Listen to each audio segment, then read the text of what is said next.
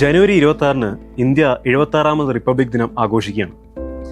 ഈ ദിവസത്തെക്കുറിച്ച് ആലോചിക്കുമ്പോൾ ആദ്യം നമ്മുടെ മനസ്സിലേക്ക് കടന്നു വരുന്നത് ലീവ്, പരേഡ്, ടാബ്ലോ, മിസൈല് ഇതൊക്കെ ആയിരിക്കും അല്ലേ? പക്ഷേ റിപ്പബ്ലിക് ദിന പരേഡ് കാണുമ്പോൾ ഇന്ത്യൻ പ്രധാനമന്ത്രിയുടെ തൊട്ടടുത്ത് ഒരു വിദേശ അതിഥി ഇരിക്കുന്നത് ശ്രദ്ധിച്ചിട്ടുണ്ടോ? ആരാണ് ഈ അതിഥി?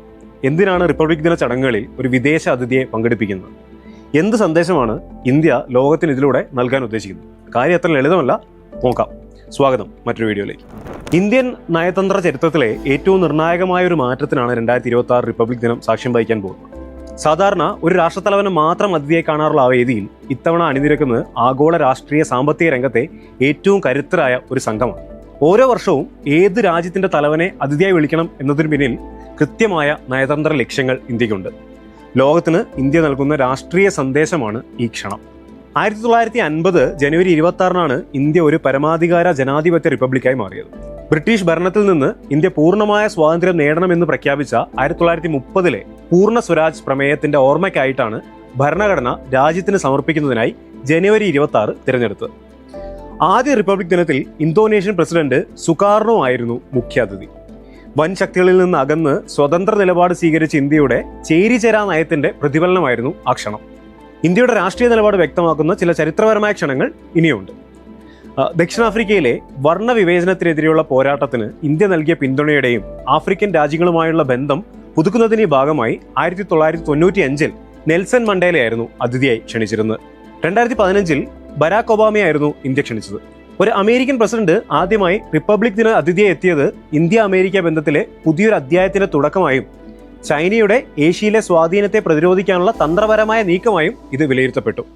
2018-ൽ 10 തെക്ക് കിഴക്കൻ രാജ്യങ്ങളുടെ തലവന്മാരെ ഒരേ സമയം ക്ഷണിച്ചത് ഇന്ത്യയുടെ അവരുമായുള്ള സാമ്പത്തിക സാംസ്കാരിക ബന്ധങ്ങൾ ശക്തമാക്കുന്ന ആക്ട് ഈസ്റ്റ് നയത്തിന്റെ വലിയൊരു വിജയമായിരുന്നു. 2026-ലെ റിപ്പബ്ലിക് ദിനം ഇന്ത്യൻ നയതന്ത്ര ചരിത്രത്തിലെ ഏറ്റവും ശ്രദ്ധേയമായ ഒന്നായി മാറുകയാണ്. ഇത്തവണ സല്യൂട്ട് സ്വീകരിക്കാൻ എത്തുന്നത് യൂറോപ്യൻ യൂണിയന്റെയും ഐക്യരാഷ്ട്രസഭയുടെയും ഏറ്റവും കരുത്തരായ പ്രതിനിധികളാണ്.